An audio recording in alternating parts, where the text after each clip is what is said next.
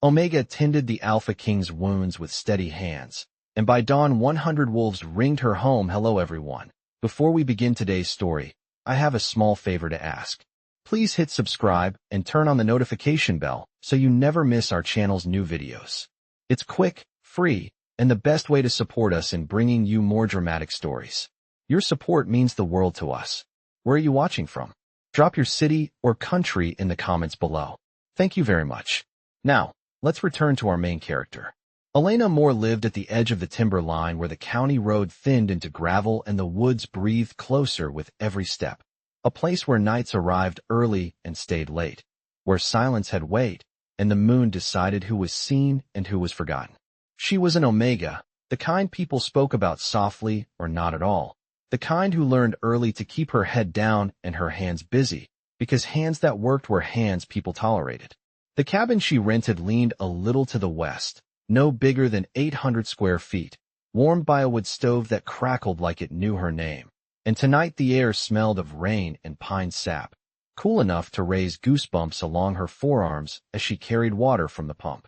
She heard it then, a sound that did not belong to the woods, not quite a call, not quite a groan, more like breath catching on the edge of pain, drifting from somewhere beyond the creek. Elena stopped, counted to 3 the way she always did when fear tried to make decisions for her, and listened again. The sound returned, closer now, threaded with urgency, and her chest tightened because she recognized the truth of it the way you recognize a storm before the clouds break. She set the bucket down and followed the noise past the split-rail fence, boots sinking an inch into wet soil, heart steady despite the chill, because steady hands were the one thing the world had never taken from her. In a clearing dappled with moonlight, she saw him, a man slumped against a fallen log, rain darkening his coat, breath shallow but controlled, eyes sharp even as his strength wavered, and something about his presence pressed against her. Senses like a low hum, restrained and waiting. He did not ask her name and she did not ask his, because there are moments when questions only get in the way, and Elena knelt, assessing the situation the way she had learned to do with injured animals and frightened people alike. Calm first, movement second, words last. She tore a strip from her sleeve, pressed it where it needed to be, felt warmth beneath her fingers, and did not pull away, because fear never healed anyone, and she spoke softly, not promises, just direction, just enough to anchor him to the present. The woods listened. The rain slowed. Somewhere far off, a wolf answered another, then fell quiet, and Elena kept working, breathing evenly, unaware that this night would change the shape of her mornings, unaware that dawn would find watchful eyes lining the tree line, unaware that the steadiness she offered without question had already been recognized by power that did not need to announce itself. Elena did not realize how quiet the woods had become until she noticed the absence of the usual sounds, the crickets holding their breath, the creek lowering its voice, as if the night itself had leaned in to watch her hands work. She moved with care, checking his breathing, keeping pressure steady, counting seconds in her head the way her mother once taught her when calm mattered more than speed. The man watched her without speaking, his gaze focused and assessing, not frightened but alert, like someone used to measuring risk. When she reached for the lantern she had brought from the cabin, he lifted a hand slightly, a silent question, and she shook her head gently, choosing the moonlight instead because it was softer and would not draw attention. She felt the hum again, closer now, not threatening, just present, like standing near a generator you could not see, and she adjusted her stance, grounding herself through her heels. She spoke to him then, telling him to breathe with her, slow and even, because pain listened to rhythm, and he followed, surprising her with how quickly his shoulders eased. Somewhere behind her, a branch snapped, not close enough to alarm but close enough to notice, and she glanced up, scanning the tree line, senses alert yet unafraid. People often mistook Omegas for fragile, but Elena had learned that awareness was a kind of strength, and tonight it kept her steady. She cleaned what needed cleaning with water measured in ounces, careful not to waste a drop, wrapped what needed wrapping, and used her own jacket without hesitation when the temperature dipped, because cold complicated everything. The man finally spoke, his voice low and controlled, asking why she had come when she could have turned back, and she answered honestly, because honesty was simpler than fear, saying that leaving someone alone out here did not sit right with her. He studied her as if committing something to memory, then nodded once, a small acknowledgement that carried more weight than thanks. As the minutes passed, the rain faded to a mist, and the night air smelled cleaner, sharper, the kind that woke old instincts. Elena sensed movement at the edge of her awareness, not one presence but several, distant and disciplined, circling without closing in, and she kept her expression neutral, trusting that stillness was sometimes the best response. When she helped him shift his weight, he winced but did not pull away, and the hum softened, settling, like a storm choosing another path. She asked if he could walk, offering her shoulder without ceremony, and he tested it, careful, respectful of her balance, surprising her again with how he adjusted to her pace. Together they moved toward the cabin, step by measured step, stopping once to listen, then continuing, the lantern left behind on purpose. Inside, the warmth from the stove met them, and Elena guided him to the chair by the window, the one that caught first light at dawn, because she believed in small mercies. She set water to heat, tore fresh cloth, and worked without fuss, aware that something larger than this room was awake beyond the walls, aware too that whatever watched did not mean her harm. When she finished, she stepped back, giving him space, and for the first time allowed herself a breath she had been holding since the creek. He met her eyes, something unreadable passing between them, and said simply that she had done more than she knew. Elena shrugged it off with a small smile, because she had learned not to claim importance that others would later try to take away, and she turned to bank the fire, trusting that morning would explain what night never did. The hours before dawn stretched thin, measured, by the slow tick of cooling metal on the stove and the way pale light began to lift the corners of the room. And Elena kept herself busy because stillness invited questions she was not ready to answer. She refreshed the water, checked the wraps once more, and listened to the woods through the cracked window, noting how the usual rhythm had shifted, how steps fell in patterns that were careful and deliberate rather than curious. The man rested with his eyes closed, breathing even, yet she sensed he was awake, present in a way that did not need movement. And when he finally spoke, it was to ask how far the nearest neighbor lived. Elena answered without thinking, saying it was nearly 3 miles by road, farther by trail, and his mouth curved with something like relief before he masked it.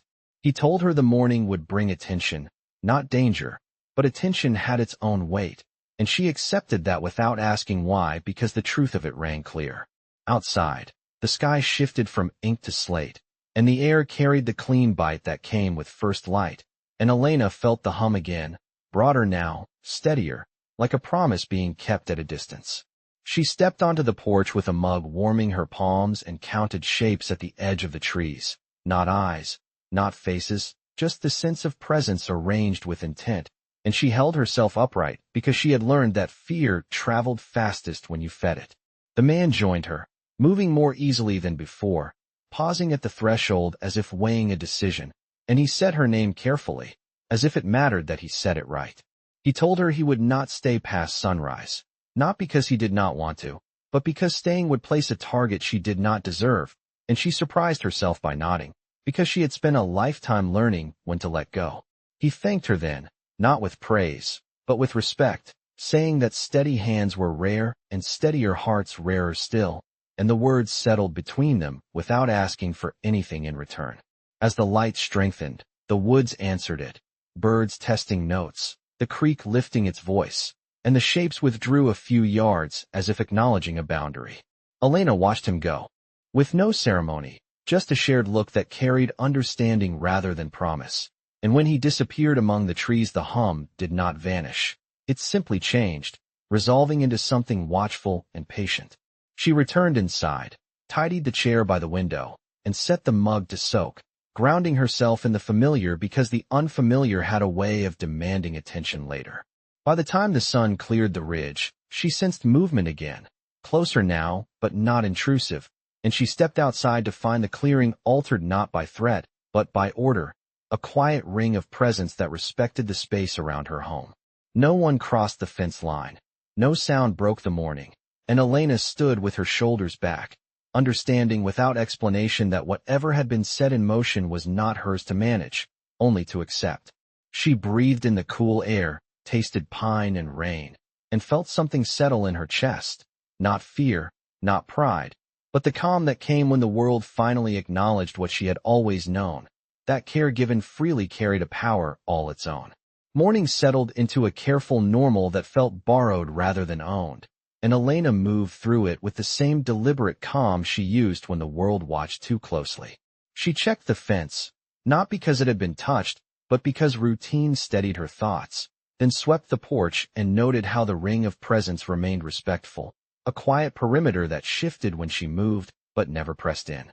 The hum had softened into a background awareness, like power turned down to a considerate level, and she reminded herself that curiosity could be useful if it did not turn into fear. Around mid-morning, a county truck slowed on the gravel road and kept going, the driver glancing but not stopping, and Elena exhaled, grateful for small mercies. She brewed another pot of coffee, measuring grounds by habit, and sat by the window where light fell clean and honest, thinking about how the night had rearranged her sense of scale without changing who she was. When she stepped outside again, she sensed a shift, not closer, not louder, just attentive, and a tall man appeared at the edge of the trees without crossing the line, posture open, hands visible, eyes respectful. He introduced himself as Rowan, his voice steady, his words careful, and the name carried weight even before she recognized it, because names sometimes arrived already crowned by the way others held their breath around them. He said he came to thank her properly and to set things right, not by taking anything from her, but by ensuring nothing would be taken again, and she believed him because his attention settled on her hands as if they were the point, not the power behind him. Elena told him she did not need thanks and meant it, because what she had done felt ordinary to her, a choice made without calculation, and Rowan nodded as if that was the answer he expected.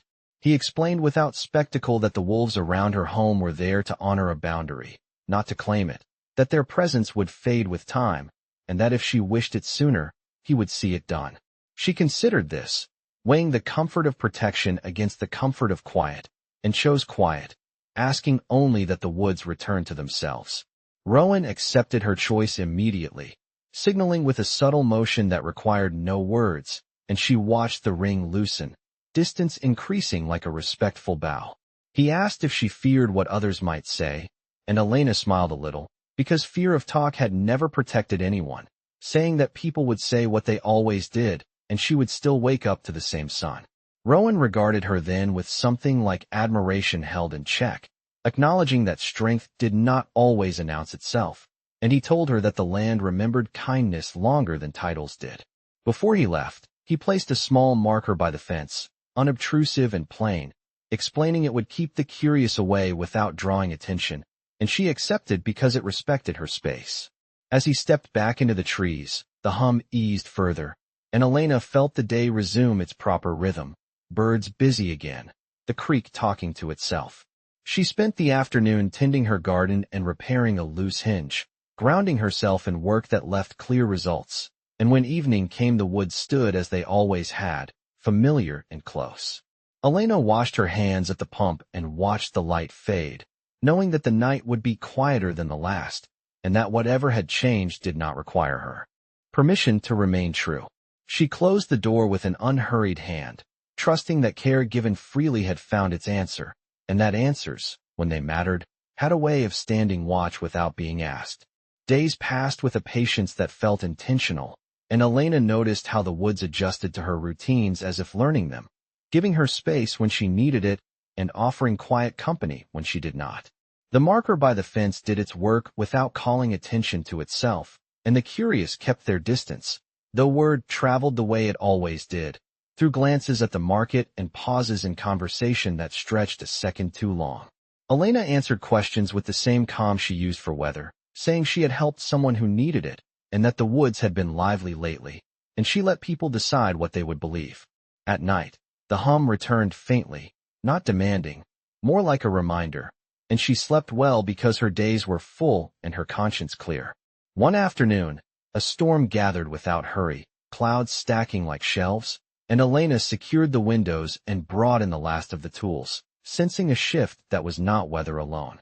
When the rain arrived, steady and clean, She brewed tea and listened as the house held firm, and in the quiet between thunder, she felt a tension settle again beyond the fence, closer than before, but still respectful. She stepped onto the porch and saw Rowan at the edge of the trees, rain darkening his coat, posture open as always, and she met him there because meeting things directly had never failed her.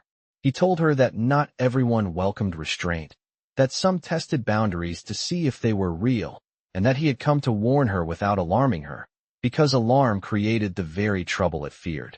Elena thanked him and asked what he needed from her, and he smiled a little, saying nothing more than what she had already given, steadiness and permission to keep others steady too. He explained that choices made quietly were often the strongest, and that her request for quiet had been heard, though it required patience from those used to waiting. As they spoke, the rain softened, and the woods seemed to listen, the hum aligning with the rhythm of drops on leaves, and Elena felt the truth of his words settle like a weight set down rather than picked up.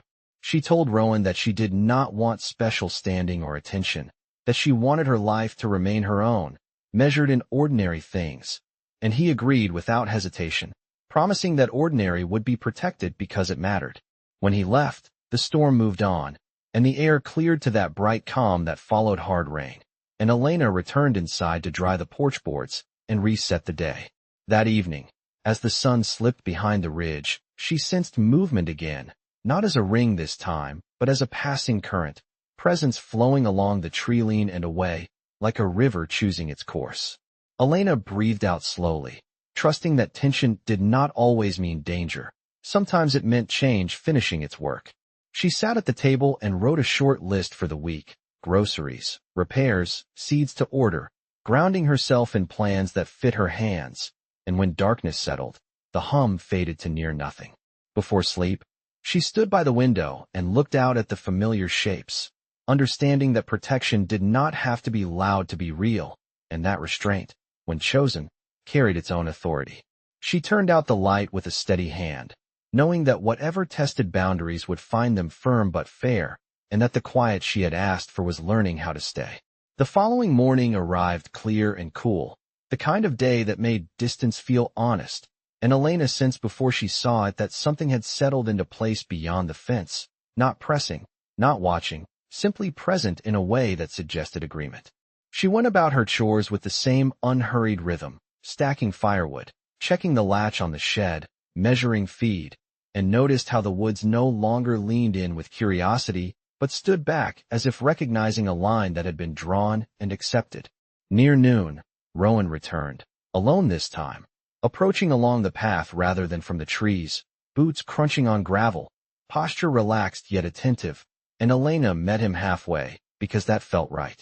He carried no insignia and made no announcement, and when he spoke it was to say that matters had been addressed, that patience had done its work, and that the quiet she valued would hold. Elena listened, weighing his words the way she weighed grain, checking for excess or shortage, and found them balanced. She asked what had changed, and Rowan answered plainly that some truths did not require force to be understood, only time and a clear boundary, and that the land itself tended to side with those who treated it gently. As they stood there, a breeze moved through the trees, leaves whispering, and Elena felt the hum resolve into something simpler, like a knot untied. Rowan told her that his place in the world carried expectations he would continue to meet elsewhere, but that he would leave behind a standing order of respect for her home, one that did not depend on his presence, and she accepted because independence mattered to her more than proximity. He asked if she wished anything returned to how it had been before the night of rain, and Elena considered, then said that before was never truly an option, only now, and now felt steady enough. Rowan smiled at that, a small expression that carried relief, and thanked her again, this time for teaching a lesson he intended to keep. When he departed, the woods did not stir, and Elena felt the day open ahead of her like a clear road. She spent the afternoon repairing the gate and planting a row of late-season greens, grounding herself in tasks that promised future meals, and when evening came, neighbors passed by without stopping, offering nods instead of questions, a courtesy she appreciated. As dusk deepened, the sky turned the color of slate, and Elena stood on the porch, breathing in the scent of soil and pine, recognizing the calm, as earned rather than borrowed. She understood then that what had protected her was not attention or authority but consistency, the choice to act without asking who deserved it, and that this choice had been seen and answered in kind. When night settled fully, the woods were quiet in the way of a promise kept, and Elena turned inward, making supper, washing dishes, setting plans for the week. She slept deeply, untroubled by dreams, and woke before dawn to the sound of the creek and the knowledge that her life had not been claimed or elevated, only acknowledged, which suited her just fine. As light crept in, she felt no hum at all, just the steady presence of a world content to leave her to her work, and she stepped outside with a calm heart, trusting that the boundaries she had set would hold, not because they were guarded, but because they were right. The change announced itself not with sound but with attention, a subtle gathering that Elena felt before she saw any sign of it, like the way air shifts before a weather front, and she paused mid-task to listen with her whole body. It was early evening, the light stretching long across the yard, and the woods seemed to hold a collective breath without leaning in, respectful but expectant. Elena wiped her hands and stepped onto the porch, noting how the path beyond the fence had been cleared without being cut, a courtesy that spoke louder than ceremony. A small group approached then, not from the trees but along the road, stopping well short of her gate, posture open, eyes steady, and at their center walked Rowan, no insignia, no guards, only the calm authority of someone who knew where he stood. He asked permission to speak, and Elena granted it with a nod because consent mattered, even now. Rowan explained that what had begun as quiet respect had become shared understanding, that word of her steadiness had traveled farther than he intended, and that leaders from nearby territories had asked how to honor a boundary that did not ask to be honored. Elena listened, weighing the implication that attention could grow into expectation, and she said plainly that she wanted no role, no title, no spotlight, only the assurance that kindness would not be punished by curiosity. Rowan received this without defensiveness, acknowledging that recognition did not have to look like possession, and he told her that a public moment would be necessary not to elevate her, but to settle questions so they would stop asking themselves. He promised it would be brief, clear, and done on her terms, and she agreed because clarity prevented lingering.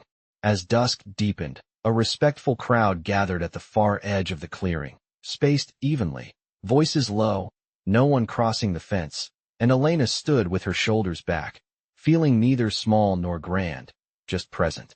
Rowan spoke simply, naming her choice, naming the boundary, and naming the principle that steadiness given freely deserved protection without debt. He said that no one would claim what was not offered, and that any curiosity would end here, tonight, with agreement rather than decree. The woods seemed to accept this, a soft settling that carried relief, and Elena felt the attention loosen, curiosity satisfied by certainty. When Rowan finished, he stepped back, signaling the end, and the group did not linger, dispersing in pairs and singles, leaving the space as they found it. Elena released a breath she had not known she was holding and returned to her work, the ordinary pulling her back with welcome familiarity. Later, as night took hold, the air grew still in a way that felt complete, not waiting, and Elena sensed a ring of presence form at a respectful distance, not close enough to intrude, far enough to reassure, a watch that did not watch her, but the boundary itself. By the time she banked the fire and washed the last cup, the presence had resolved into quiet certainty, and she slept with the ease of someone whose terms had been heard. Before dawn, she woke to pale light and stepped outside to find the clearing unchanged, the woods calm, the day ready, and she understood that what remained was not spectacle but agreement, a line drawn and honored. Elena returned inside to begin her morning, steady hands ready for the work ahead, trusting that recognition, once settled, knew how to step back. The clarity that followed did not arrive as triumph, but as understanding, a quiet reveal that settled into Elena's days like light finding a familiar room.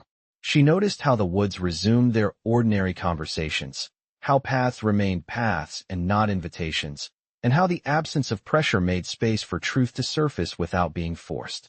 One afternoon, Rowan returned at a time she expected him least, not to announce anything, but to explain what had already become evident, and Elena listened because explanations, when offered freely, deserved the same respect she gave boundaries.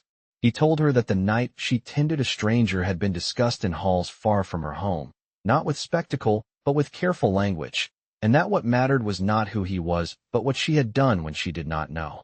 Elena absorbed this quietly, recognizing the difference between revelation and claim, and Rowan continued, saying that leadership often mistook power for demand, until it encountered steadiness. That asked for nothing. He explained that the agreement spoken aloud had closed a question others were too afraid to ask, whether kindness without agenda could be trusted, and that the answer had changed how they would act going forward. Elena asked if this meant she would be watched, studied, or remembered in ways that complicated her life, and Rowan answered honestly that memory did not require proximity, and respect did not require presence. He told her that the boundary set would stand even in his absence, because it had been accepted by consensus rather than command, and she felt the last thread of tension loosen at his words. As they spoke, the afternoon light shifted, catching dust motes and turning them into brief constellations, and Elena realized that the truth revealed was simple, that the person she had helped had not needed saving so much as reminding, and that reminders, when given at the right moment, reshaped outcomes. Rowan acknowledged this with a nod, adding that recognition did not obligate her to anything further, that debt had no place here, and that he would return to his responsibilities with a clearer understanding of what strength looked like when it did not announce itself. When he left, the yard felt larger, not emptier, and Elena returned to her work with an ease that surprised her. Over the following days, small signs confirmed what had been said, fewer questions at the market, steadier glances, an unspoken agreement that some stories ended where they should. Elena tended her garden, repaired what needed repair, and accepted help when it was offered without strings, recognizing that balance was a shared effort. At dusk, she often stood at the fence and watched the light fade, sensing no ring now, only the steady presence of a world content with its lines. The reveal, when it came, was not of identity but of value, that what she had given freely had been understood as such, and that understanding had traveled farther than she ever would. Elena slept deeply, waking to mornings that belonged to her, and she carried forward the knowledge that clarity, once spoken, could step back and let life continue.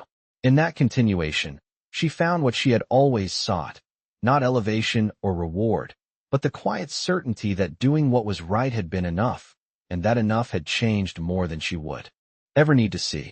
The last of the season's heat lifted one morning with a clean breeze, and Elena felt the story settle into its proper ending without ceremony, the way good work finished itself when allowed.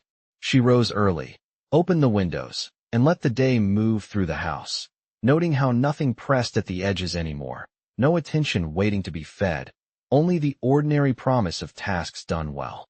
As she carried water from the pump, a familiar figure paused at the road, not approaching, not withdrawing, simply acknowledging the space between, and Elena recognized Rowan by posture alone. He did not ask to enter, and she did not invite him, because the balance they had found did not need testing.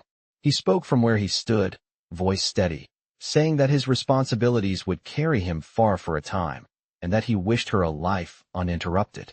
Elena thanked him and wished him clarity, because clarity had served them both, and the exchange ended there, complete. When he left, the road returned to dust and sunlight, and the woods remained themselves, content to mind their business. Over the weeks that followed, Elena noticed how people treated her no differently, yet no worse, a subtle shift that felt earned rather than granted. She took on a small contract repairing fences, traded produce at the market, and accepted a neighbor's help mending a roof, the rhythm of shared work restoring what spectacle could not.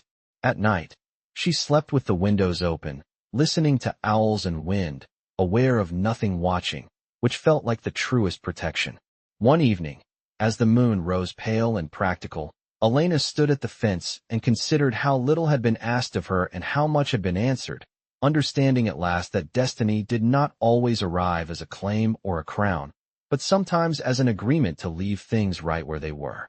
She realized that the night she chose to kneel and tend a stranger had not marked her as special.